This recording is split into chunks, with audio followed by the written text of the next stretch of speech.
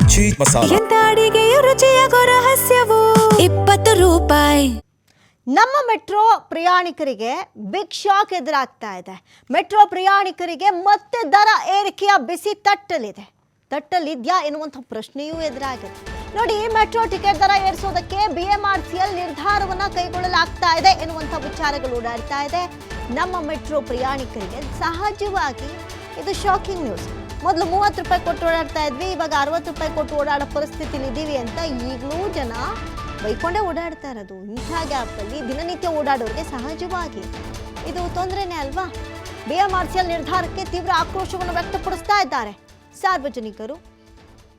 3 ವರ್ಷಕ್ಕೊಮ್ಮೆ ಪ್ರಯಾಣ ದರ ಹೆಚ್ಚಳಕ್ಕೆ ಶಿಫಾರಸು. ಇದೀಗ 3 ವರ್ಷಕ್ಕೊಮ್ಮೆ 14% ಹೆಚ್ಚಳಕ್ಕೆ ಶಿಫಾರಸು ಅನ್ನುವಂಥ ಮಾಹಿತಿ ಲಭ್ಯವಾಗ್ತಾ ಇರೋದು. ಈಗ ಸದ್ಯಕ್ಕೆ ಸಹಜವಾಗಿ ಟೆನ್ಷನ್ ಶುರುವಾಗ್ತಾ ಇದೆ. ಈಗ ಕಳೆದ ಒಂದು 4-5 ತಿಂಗಳ ಗ್ಯಾಪಲ್ಲೂ ಕೂಡ ಮೆಟ್ರೋ ದರ ಹೆಚ್ಚಳ, ಈ ಒಂದು ಫೇರ್ ಹೈಕ್ ಆಗುತ್ತೆ ಅನ್ನುವಂಥ ವಿಚಾರ ಬಂದಾಗ ಇದಕ್ಕೆ ತೇಜಸ್ವಿ ಸೂರ್ಯ ಅವರು ಎಂಟ್ರಿ ಕೊಟ್ಟಿದ್ರು. ದೊಡ್ಡ ಮಟ್ಟದ ಮಾತುಕತೆಗಳು, ವಿವಾದಗಳೆಲ್ಲವೂ ನಡೆದ್ವು. ಅದಾದಮೇಲೆ ಸದ್ಯಕ್ಕೆ ಏರ್ಸಲ್ಲ ಅಂತ ಹೇಳಿದ್ರು. ಜನ ಸಮಾಧಾನವಾಗಿ ಓಡಾಡ್ತಾ ಇದ್ರು.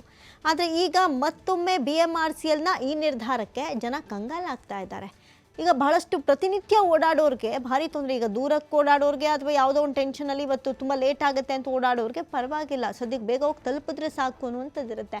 ಆದರೆ ಬೆಳಿಗ್ಗೆ ಸಂಜೆ ಮೆಟ್ರೋಗೆ ಅವಲಂಬಿತರಾಗಿದ್ದಾರಲ್ಲ, ಅವ್ರ ಪರಿಸ್ಥಿತಿ ಏನಾಗಬೇಡ.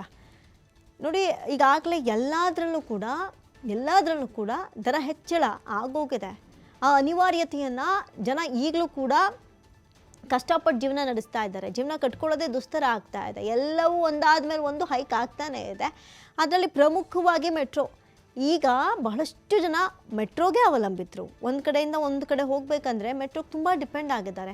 ಬಸ್ಗಳಲ್ಲಿ ಹೋಗೋಕ್ಕಾಗಲ್ಲ, ಹೋದರೂ ಆನ್ ಟೈಮ್ ರೀಚ್ ಆಗೋಕ್ಕಾಗಲ್ಲ. ಟ್ರಾಫಿಕ್ ಜಾಮ್, ಟ್ರಾಫಿಕ್ ಕಿರಿಕಿರಿ, ಜನದಟ್ಟಣೆ. ಶಕ್ತಿ ಯೋಜನೆ ಬಂದ ಮೇಲಂತೂ ಆರಂಭದಲ್ಲಿ ಮೆಟ್ರೋನ ನಾವು ನೋಡಿದಾಗ ಜನ ಇಲ್ಲದೆ ಖಾಲಿ ಹೊಡಿತಾ ಇದ್ರು, ಲಾಸ್ ಆಗೋಗ್ಬಿಡುತ್ತೆ ಅನ್ನುವಂಥ ದೊಡ್ಡ ಮಟ್ಟದ ಯೋಚನೆ BMRCL ಅಲ್ಲಿತ್ತು.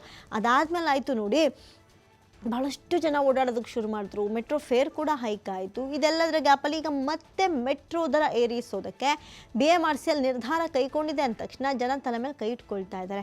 ನಮ್ಮ ಜೇಬಿಗೆ ಮತ್ತೆ ಕತ್ರಿ ಬೀಳುತ್ತೆ. ಹೆಂಗಿದ್ರು ಇವಾಗ ಓಡಾಡಲೇಬೇಕು, ಅನಿವಾರ್ಯ. ಹೆಂಗಾದರೂ ಸರಿ, ತುಂಬಿಕೊಂಡಾದರೂ ಸರಿ, ಎಷ್ಟು ಜನ ರಶ್ ಇದ್ರೂ ಸರಿ ಹೋಗ್ಬಿಡೋಣ ಅನ್ನುವಷ್ಟರ ಮಟ್ಟಿಗೆ ಈಗಲೇ ಜನ ಓಡಾಡ್ತಾ ಇದ್ದಾರೆ. ಇದನ್ನು BMRCL ಎಷ್ಟು ಮಟ್ಟಿಗೆ ಬಳಸ್ಕೊಳ್ಳೋದಕ್ಕೆ ಮುಂದಾಗ್ತಾ ಇದೆ ಅನ್ನೋದು ಇವಾಗ ಪ್ರಶ್ನೆ.